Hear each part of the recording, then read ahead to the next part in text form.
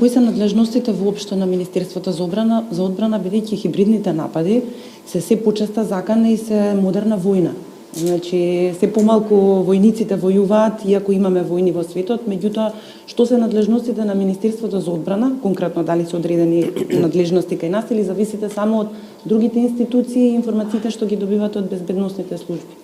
Не, во овој случај на справување со хибридните закани, кои што апсолутно се нов тип на војување и за разлика од оние за кои што се во директна наша надлежност, представуваат, би рекла, поголем ризик, заради тоа што тоа се закани кои, како што гледаме, се присутни, меѓутоа не се опипливи.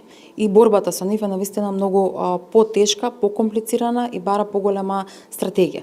Министерството за одбрана во случајов и во она како што е во моментов државниот систем поставен, има само улога на поддршка и се разбира преку своите служби да ги споделува информациите со кои што ние располагаме.